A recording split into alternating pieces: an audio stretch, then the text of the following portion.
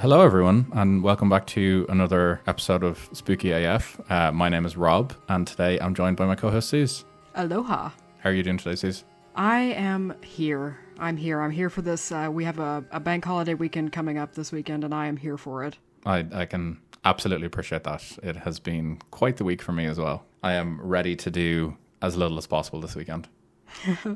But yeah, I hope everyone is doing well. You know, I hope you're all having a good time. We're coming to the end of the spooky season now. Or when this episode comes out, actually, spooky season will be officially over. Mariah Carey will be starting her defrosting process. Oh God, no, not yet. I know, I'm not ready for it yet either. I won't say the word, but yeah, I'm not ready for that time of the year just yet. Oh no, but your wife is. She very much so is. She's already subtly started the music in the background. She thinks it hasn't noticed, but I have. Yeah, we can just feel it. It's more ominous than the coming of Halloween. It's like a glacier that can't be stopped. Yeah, you want to see spooky? You should try to interfere with her at this time of the year. Exactly. She's like slowly putting up a wreath behind you as if your eyesight's based on motion. Well, we have autumn wreaths now. I'll have you God. know. So we already have a wreath on our door, but I have no doubt that that's going to get replaced soon enough. She is a holiday hun. She is a holiday hun. She's a specific holiday hun, but she's a holiday hun all the same. But yeah, we're not here to talk about the end of the year or our mourning of the spooky season officially being over. It's never over in our hearts. It is never over in our hearts. That's why people come to this podcast and podcasts like it. That is true. They come here for their weekly dose of spooky. Today we are talking about Loftus Hall in Wexford in Ireland. I'm doing a double bill of Ireland this time around just to balance out our Texas stories. Yes. Have you heard of Loftus Hall? No, never. Excellent. I like to hear that. So Loftus Hall is a mansion in County Wexford, which is in the southeast of the country. And this mansion that has a dark and enigmatic past, to say the least. Ooh. Well, I mean, it sounds like a place that would have a dark and ominous past, like Loftus Hall. It sounds like we're on the Yorkshire Moors in kind of Emily Bronte land. Funny you say that. Oh. This estate, which it's an estate, so you know you're not fucking around when someone has an estate. Right. It's, I suppose, perched on this kind of like windswept area called the Hook Peninsula. Mm-hmm. And this specific area, particularly the estate, is, I suppose, to say the least, it's steeped in history and kind of shrouded in this kind of eerie sort of tales of the paranormal. Can you correct me if I'm wrong, is Wexford a place in Ireland that there are like places that don't have internet yet? Is it Wexford? I don't want to piss off the population of Wexford by saying one way or the other, but I wouldn't be surprised if there are certain areas in Wexford that don't have internet or just have particularly bad. Okay, I'm just trying to set the scene for myself because it is quite rural. Yeah, there would be certain areas in Wexford that would be quite rural. Like there are some towns in Wexford as well. Like Gorey would be quite a large town. Yeah, there are some very rural areas in Wexford. We are kind of in that kind of, you're kind of far removed from the kind of Dublin commuter belt, I suppose, in certain areas, and Cork is still quite a bit away as well, so you're kind of in that sweet spot of rural Ireland, I guess. Okay, right. But you could be very correct. I'm just not 100% certain. Oh yeah, no offense to our Wexford listening community. I am an American and I know very little about the outside of Dublin, Ireland, so don't hold it against me. Yeah, you know what, Wexford, get your shit together. Get your internet sorted. Yeah, that's the take I've come out of this. It's not the government's fault. It's Wexford's fault. Get your shit together, It's Wexford. all Wexford. Yeah, get your broadband sorted. So yeah, we're in Wexford. Wexford is actually a really, really lovely place. It's a really, really nice area of the country. Yeah, I've heard it's beautiful. Really nice. It's a really important area to Ireland's history, especially the kind of modern Irish history. It's very, very important. Our story today, though, begins the late 18th century. So we're not too far off your description of Bronte and Wuthering Heights kind of era. Yeah, not too far off. No, we're not too far away from it in the grand scheme of things. As I said, we're in the 18th century, and I want you to picture a tempestuous storm raging over the Hook Peninsula. Just this horrific storm with rain just battering down and wind, and just it's a night like no other, basically. And out of this night emerges this mysterious stranger who, for all intents and purposes, is cloaked in shadows. Of course. And has this aura of foreboding around him as he approaches Loftus Hall. I like to think that this is real kind of typical, that kind of like heavy kind of cloak over him, kind of concealing everything about him. You see this kind of dark shape kind of approaching. And you're already scared because, I mean, what the fuck is he doing traveling in this kind of weather? True, very true. And, he either has a lantern, which is lighting the way, which makes him more ominous, potentially. Yes. Or he doesn't have a lantern, which is even more terrifying because then that means he's just out here walking in the dark. Oh, yeah. Oh, I'm trying to think under what circumstances I would open the door, and the answer is neither. Like, lantern or no lantern. This is it. So, this man who approaches the Loftus Hall reaches out a hand and rattles the door, and eventually the door is answered, and he requests shelter. And for whatever reason, I suppose maybe the occupants of Loftus Hall at the time are nice people. They take pity on the man and they invite him in to give him the shelter that he seeks. That goes against everything I know about the wealthier class. This is true. Very, very true. That's potentially the spookier element of this, is that the upper class are actually showing some form of emotion that isn't greed. So we don't know what's going on here. But as the storm raged on outside, the family at Loftus Hall invited the enigmatic guest to join them in a game of cards. So, I assume this is obviously a time before electricity. There's a storm raging outside. Maybe the family are choosing to kind of stay together for safety. They're kind of huddled around the kind of like the hearth or the kind of dining area, and they're just going to wait out this storm to pass. So as I said, it's pre-electricity, so they don't have much to do. So cards is obviously one of the things that they're doing to pass the time. Oh yeah. So as the stranger is here, they go, you know what, join in our game of cards. So the night kind of unfolds in fairly kind of ordinary fashion. The cards is going on. People kind of seem like happy. There's kind of like high spirits in the house. People are happy. I think they're doing everything they can to pass the time, kind of take the storm out of their mind, and kind of... I mean, it's a time before Netflix. Options were limited. They were doing the best they could. It is true. It is true. And, the thing about this man as well is that while he's mysterious, he's also handsome and charming.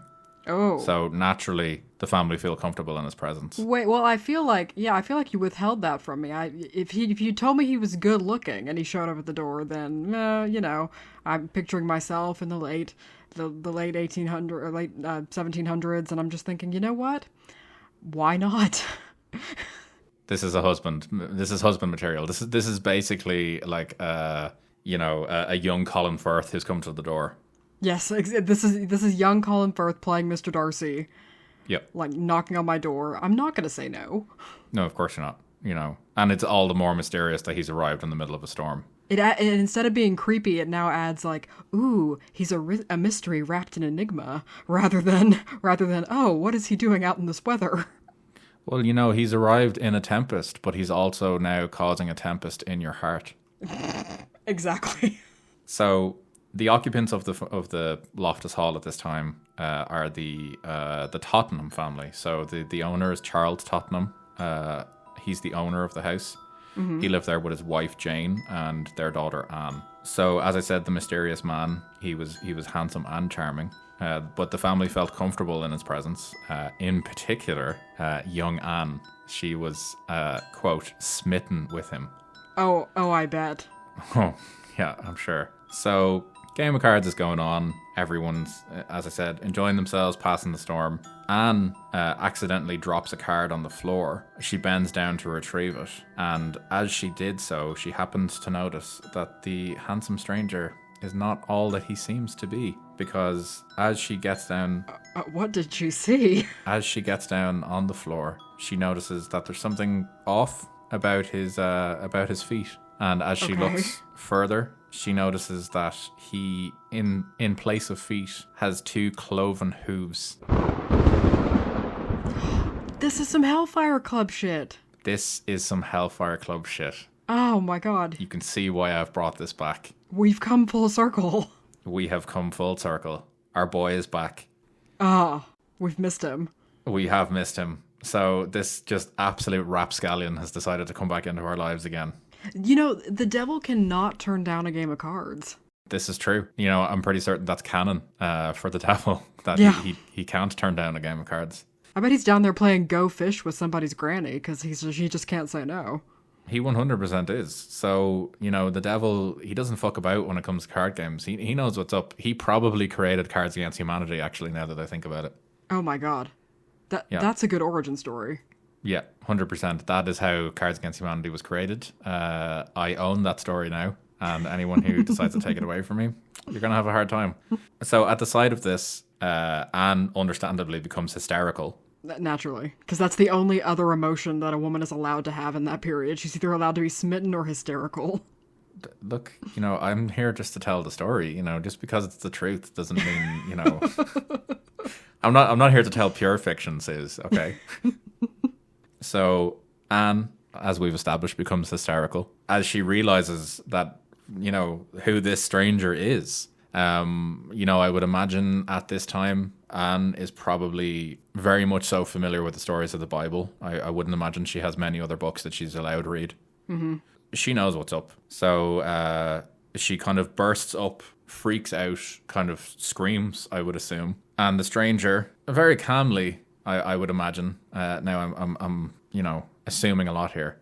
Yeah. Probably very calmly just kind of like looks up at the family, probably a grin, just starts kind of like slowly chuckling to himself and probably goes like, well, I guess I've been found out. And he just probably just goes, well, sorry about this, chaps, but I have to go. And with that, the stranger shoots up through the ceiling in a burst of flame. No, he does not. He does. He fucking nopes out of there, turns into a ball of flame, shoots through the ceiling, and leaves a hole. Are you telling me Satan is a rocket? Satan is a rocket. And not only that, but the family noted that not only was there a hole in the roof of their house, but there was this foul, lingering smell of sulfur. Okay, this is what I think. I think if Anne had taken 2 more seconds, she would have been like, you know what? A husband with cloven feet? He could climb a mountain with me on his back. How fun would that be? She really wasn't thinking of the possibilities here. True, very true. And we don't know what type of hooves they could be because, you know, he could also be hung like a horse. Oh, God. Yeah, she really wasn't taking the time to think about it. Because you've got to imagine, like, the devil, like, you've got your cons. You've got, you know, like, yes, he's got goat legs. Fair enough. It's not the most attractive thing. But then you think, well, what are some other things he may have? Exactly. You know, and these are things that Anne didn't consider. Anne, as we've established, was just hysterical. So this is really Anne's fault. And on top of that... This is all Anne's fault. This is all Anne's fault. On top of that, Anne is now responsible for a hole in the ceiling of the home. Oh, yeah. Oh, yeah. And she's responsible for the smell left behind. Yep. And on top of that, apparently this hole was so, I suppose, magical in its origins. Apparently the hole couldn't be repaired. Oh, good. You mean they couldn't lay a slat of wood over it? No. So it you know, anytime they tried to repair it, they just couldn't. This is all Anne's fault.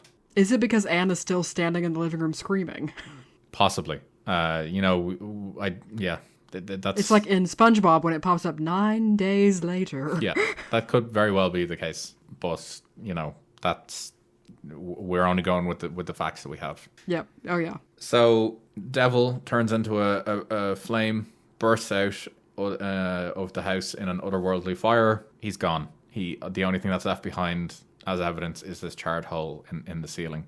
Interestingly, to this day, the hole is still in Loftus Hall's ceiling. No. Yes. And some genuinely believe that it is an undeniable mark left by the devil himself. As I saw described, a symbol of the mansion's malevolent encounter. But, I mean, was it really malevolent? He was there, he was good looking, he was playing a game of cards, he was having a drink. I mean, where was the evening going that suddenly it was going like, this is all Anne's fault. She's the one that made it a malevolent meeting. Otherwise, it was just a guy with different kind of limbs hanging out. Just a guy being a dude. Just a guy being a dude, hanging out with some rich people, playing some cards. Probably cracking open some bottles of Bud Light off the corner of the table. Just Bud Light with lime. You know, and they're probably like, what the fuck is this? Yeah, oh yeah. Yeah. And he's like, oh, you guys are going to be way into this in a couple hundred years. Basically, like Back to the Future stuff. Like, you know, Yes. you won't like this, but your kids will love it. Yes, 100%. Yeah. The devil often comes... Because, see, I feel like there aren't enough stories of God coming down and, like, playing backgammon with you. Or, like, God coming down and, like, reading you a story. But the devil does show up and he's like, hey, let's hang out. Let's have a moment. Well, you know, you raise a valid point here, because the only stories that I know of God coming down is basically him coming down to be like, prove that you worship me, go kill your fucking son. Or like, go kill your brother. Or like, go kill your family. Go kill welcome each other. to the Thunderdome. Yeah. Here's a flood that's going to flood the earth. Yeah. Maybe I'll forgive you. Prove how much you love me. Turn your back on the entire human race and only save the animals. And the devil's like, hey chaps, what are you doing? Oh, we're playing cards. That sounds great. Let's play some slaps. Yeah. Let's get going. Devil's just like, yeah, you know what? I got time. What am I gonna do? I'm not doing anything else. Yeah, exactly. He also did, you know, I know they say that he tempted, you know, Eve and all this jazz. Well, it's because Eve saw him naked and didn't get to see him naked. Yeah, I true. think that's the thing. Also, though, you know, he basically tempted her with what is effectively, you know, knowledge. You know. Yeah. So, you know. Are we saying Anne is stupid? I think we've already established that Anne is stupid. She could have played this better. And I suppose what I'm about to talk about next only just reinforces that. Okay. So, following this dramatic event, it was said that Anne was inconsolable. Of course. And I quote, she headed to the tapestry room and refused to leave it. Oh, God. I mean, I always find comfort in the tapestry room. Yes, it is the most comforting of areas in my manor. I particularly Heavy find carpets on the walls are my soothing moments. It is It's true. like meditation for me. Yeah, you know, I particularly find that in times of kind of doubt, I need to go to the West Wing and retire to the tapestry room. So she refused to leave said tapestry room, even denying offers of food and drink. Oh, see, now that this is how we know that she grew up wealthy. Is that there's just there's like a level of mid kind of problems in that, like, this is what is breaking her. She's in her tapestry room and she won't eat food that has been prepared for her by someone else. It's true. It is true. I find no flaw with what you've just said there. So as her condition worsened over the days and months, I emphasize months, that passed, her father made the decision to just lock her in the room so she couldn't be seen by any visitors of the house. Well, if she likes a tapestry room so much, well, why doesn't she just marry it? This is some real, like, 18th century solution. It's like, you know what? You're actually an embarrassment to the family, so see you later. Yeah, if you're not going to eat, fine, we're not going to feed you. Yeah, and I imagine it was all very dramatic. The father came in naturally wearing like a three-piece suit with a hat. Oh, yes. Has some sort of... And he came in with the big skeleton key. Yeah, some sort of altercation with his wife where she's like pleading with him not to do it, and he's just like, no, I've had enough. He's like, this family will not fall into disrepute because of her. Yeah, she wants to act like a child, we'll treat her like a child, and bold children get locked away in rooms. Oh, God. Casts his wife away from him because, you know, clearly, like, as we've established, she's hysterical. She's probably holding onto his arm. You know, he threatens to lock her in the room too if she doesn't behave. Exactly. Casts her aside, locks the door, and that's it. He's done. You know, Anne, as far as he's concerned, is no longer his concern. No, because she's the tapestry room's concern. This is true. The tapestries can look after her now. She can sustain herself on thread. Yes. So, with Anne now confined to her room and basically effectively now trapped in her own head, yep, she starts to change. So prior to this, people say that she was a vibrant, carefree spirit prior to the incident, but that she effectively fell into a state of madness after witnessing the devil's transformation. Some kind of things I've seen online say that incidents of poltergeist activity from this point onwards started to plague the house. Ooh. Several attempts were made at blessing the house, but they failed to stop the disturbances. And a priest was actually then summoned to the house because he would be. Oh, yeah. What we can now see where this is going. He was asked to perform an exorcism on Anne. Yes. Yeah. So legend has it that the exorcism that Father Thomas Broders carried out at Loftus Hall was beset with attempts to put him off and scare him away. Mm-hmm. But this time the heightened blessing was successful and the evil entity was cast out. So the exorcism was performed on the hall. Like the hall itself was being exorcised. Yeah, so this is where I'm a little bit uncertain. I get the feeling that he was asked to perform an exorcism on Anne. Right. But ultimately, what kind of was determined was that the exorcism should be done on the house. I liked that it escalated so quickly. It was like, you ain't just got a daughter problem, you got a whole house problem. True. Yeah, you need to get your house in order. Yes. Maybe that's the origin of the term. Get your house in order. Oh yeah. Do you think the priest was just like, yeah, what was the owner's name? Thomas or Tottenham or something? Tottenham, yeah. Like, Tottenham, get your shit together. Yeah. Like, put it all in your backpack, take it to the shit store, get your shit together. Yeah, you want me to exercise your daughter? Maybe you should exercise your fucking life. Wonder what I'd pull out of there, right? Yeah. He's like looking at him really knowingly, like, Oh yeah. He's like, I know what skeletons you literally hide in your closet. Yeah. And in the tapestry room. Yeah, I know what's in there. Yeah. She's a goddamn mess. Yeah, and it's appropriate that you say that because sadly for Anne, the damage was basically done and she died soon after the exorcism was performed. She died? She died soon, yeah, after the exorcism. So I am assuming the exorcism was maybe performed on her first and it was unsuccessful, and that following this, the priest decided to do a larger kind of exorcism or blessing on the house, and that seemed to deal with it. Okay. So he basically like double exorcismed. Yeah. I wonder... Never has it been done before. I wonder what kind of exorcism it was, like, on Anne. Like, was it like, he's like, I'm exorcising her demons as he's like whipping her, or like something that would cause her death? Or was it just like the trauma of having seen some goat legs? Well, I don't want to assume, but this is, as we've established, 18th century Ireland, so I would imagine there was a fairly healthy amount of whippings going on with this exorcism. Yeah, I Although she is rich family, so maybe like less whippings and more just kind of like mental and physical abuse by like probably throwing water and shit on her. Maybe she'd never seen a goat and was just really confused. Yeah, because, that is peasant kind of knowledge that she wouldn't have. Right. Yeah, that's the knowledge of the working class. Exactly. So she just couldn't comprehend what she was seeing. She couldn't comprehend that there was a filthy peasant in her house, basically. Yeah, so basically she died from the audacity of the devil. Yeah, just the sheer audacity. It wasn't even the devil. It was actually just a member of the working class. Who was holding a goat.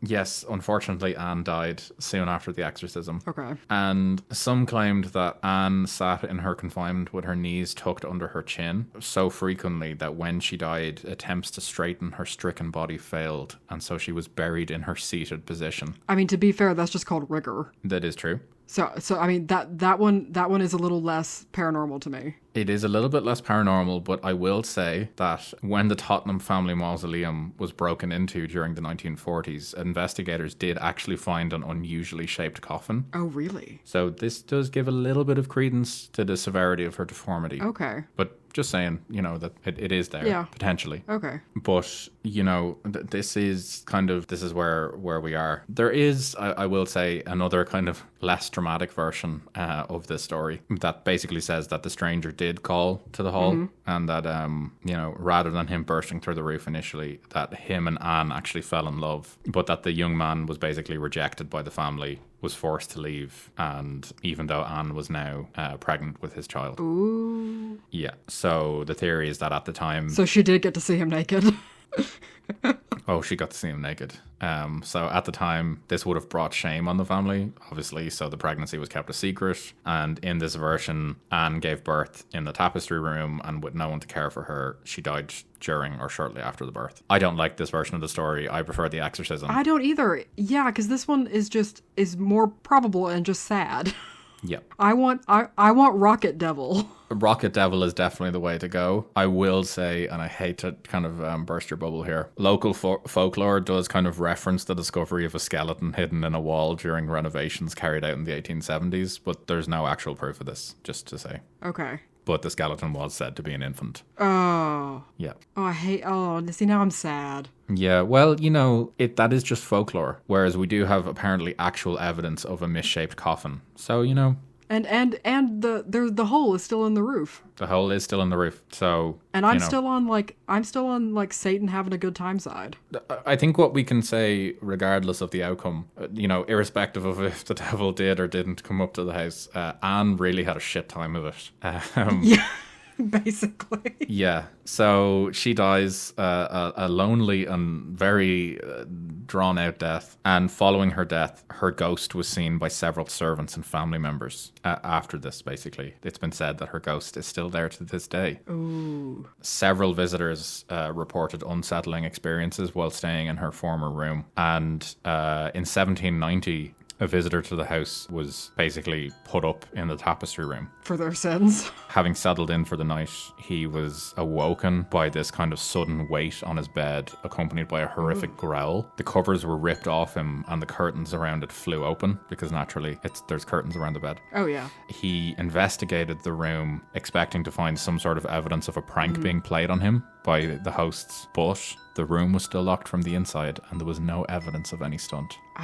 Do we think that was Anne? That demonic growl kind of... We don't know. Potentially it could be Anne, to kind of play devil's advocate here. Because she's just gone so bonkers? Maybe she's kind of seeking vengeance on anyone that's now in the tapestry room. Yeah.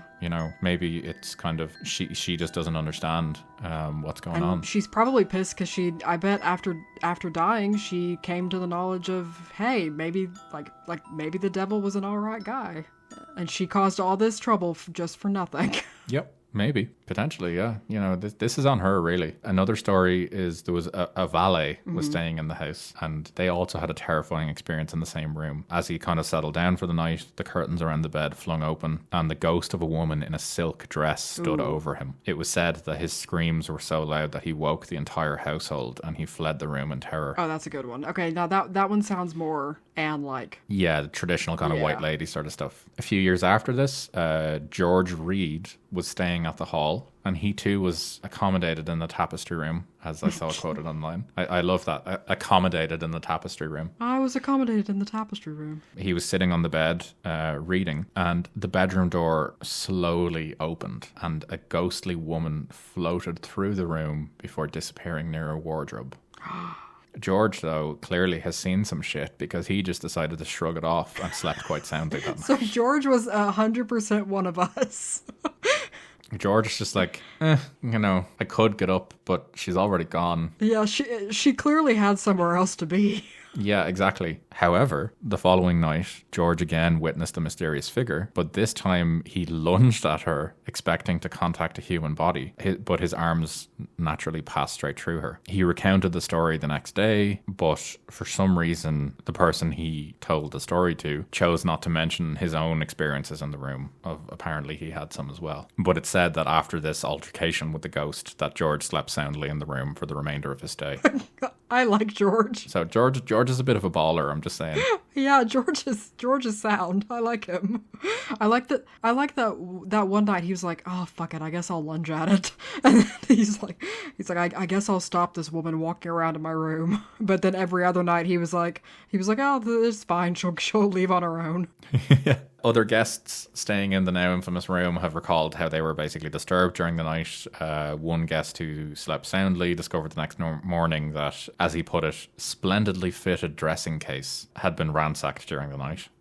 This is reminding me of in Bly Manor, when, like, the haunting of Bly Manor, when she thinks she's alive, but she's just in that room, like, living the same day over and over again, and she, like, ransacks the clothes and the drawers and everything. Oh yeah, actually, maybe. Do you know what I mean? Yeah, that's actually very similar. So at some point then, the owners decided to renovate the tapestry room, and it was converted into a billiards room. Okay. Servants referred to, quote, horrid noises coming from the room during the night. Mm-hmm. Some have said that this could be Anne basically, like, protesting against the change to her room. Because now it's like, ha-cha-cha-cha, billiards.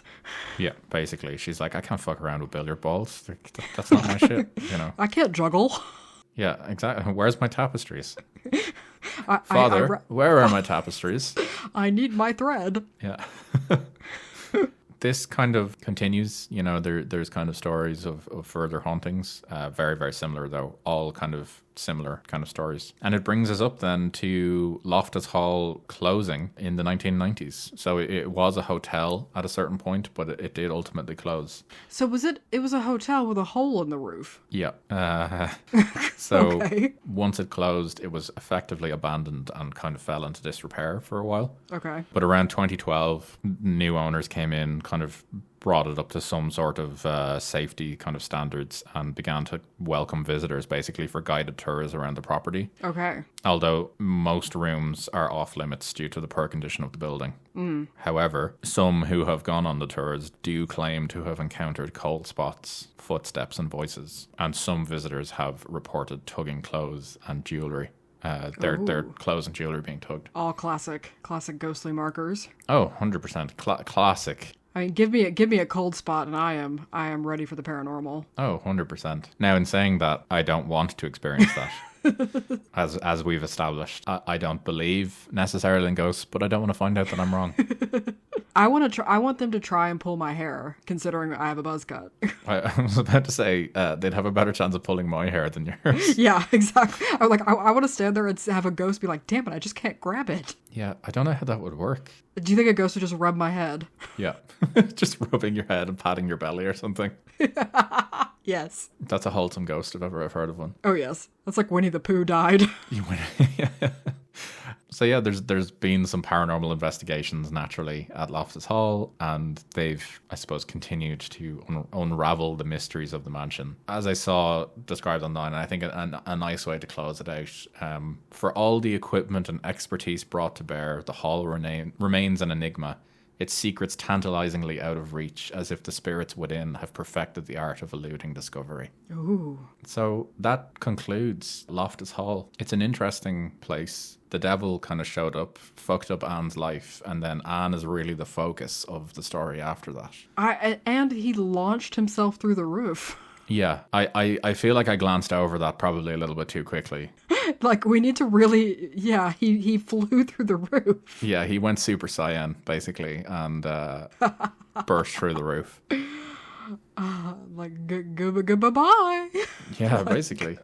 So as I said, that concludes the story of Loftus Hall. What do you think, Sis? I mean, I'm 100% on board with the devil playing cards with them, and I'm 100% on board of some poor girl being hysterical and getting shut up in a tapestry room and dying. That sounds pretty par for the course for the time period. It is the most kind of Bronte-esque conclusion to this. Yeah, it's like 120 years before the yellow wallpaper, but it's similar. It's like she was crawling around in the tapestries, and yep, basically there she goes. In one sense, it's a cool ghost story, but on the other sense, it is potentially like a horrific tragedy that happened to this poor girl. It's some kind of it's like a combo between the Hellfire Club and like the legend underlying La Llorona. Yep. Like there's like this there's this undercurrent of tragedy, but above it all is like the devil jauntily playing cards and flying away. Yeah, 100%. Like, this is literally the same description, by the way, of the devil from the Hellfire Club.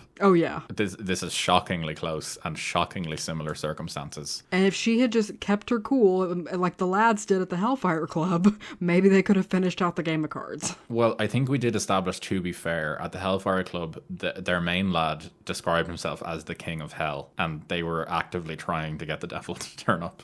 That's true. I forgot about that. Yeah. And I like, geographically, the Hellfire Club is not that far from Wexford. You know, in the grand scheme of things, I suppose it's not too far. Yeah, in the grand scheme of the fact that like Ireland's not a large country. Yeah, you can get from one side of Ireland to the other in a very short space of time. Yeah. You know, it is a cool idea, I suppose, that, you know, the devil has turned back up again. He's rocking out again. He's come back to see what the crack is. He's stuck his head back up for us, and he's just letting us know that he's going to probably turn back up again in the future in another one of our stories in Ireland. Oh yeah, I would be very surprised if he wasn't in some way jauntily playing cards or, you know, offering for like a fiddle contest or something. Yeah, very much so. I do know for a fact, actually, that one of my stories coming up does have potentially a reference to the devil again. So, you know. Oh, fantastic. This potentially could be a bit of a recurring theme for us is, a game show-esque version of like Spot That Devil. What's he gonna do this week? Yeah, ooh, what's the devil gonna do this week, kids? Do you think he's gonna A, play cards, B, like ruin a young girl's life? Or C, all of the above? All of the above. No, that's a really cool, I mean, that sounds like something we could easily go and like, I want to go on that guided tour now. Yeah, actually, it would be very cool to do that. And, potentially it could be something that we could do and record while we're doing it as well. Yeah. It'd be really fun to do. I've just checked it out there. Distance-wise, the Hellfire Club to Loftus Hall is only 170 kilometers. So in the scheme of things, not that far and probably not too far for the devil when you consider it. Nah, well, especially because he can fly. As we've established. Yeah. If you picture him flying through the air like Superman, but on fire, then it's really not that far of a journey. Yep, true. And when we look at my potential appearance of him again in the future, we'll find that he's somewhere kind of between the two areas. So this kind of seems to be his stomping grounds, is kind of the east coast of Ireland. Fair enough. It's a nice place. Yeah, he's clearly just decided that this is his spot and he's just going to keep it going.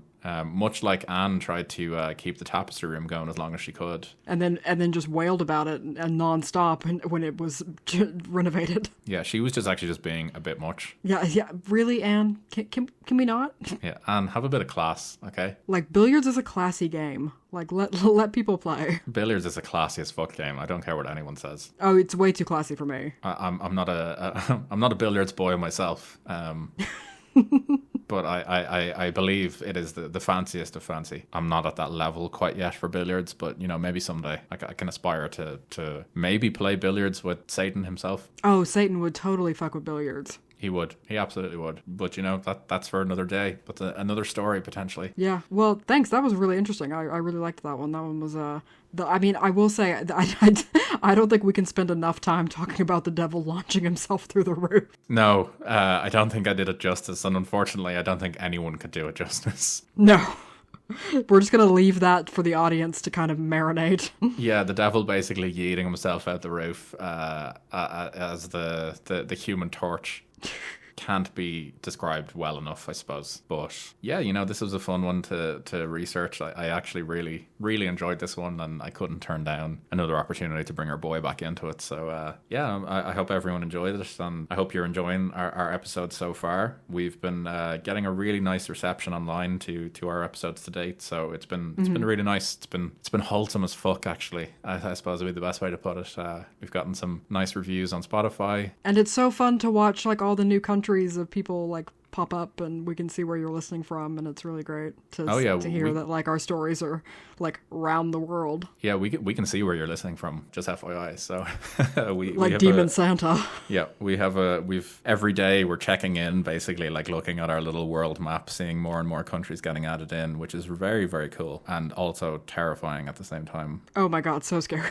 We finally broke the States and Australia in the same day. And it wasn't my mom in the States because she doesn't know how to work Spotify yet. That's fair. It's good to know. We're getting around, and the reception, as I said, has been really good. We're really enjoying it, and please do get in touch with us.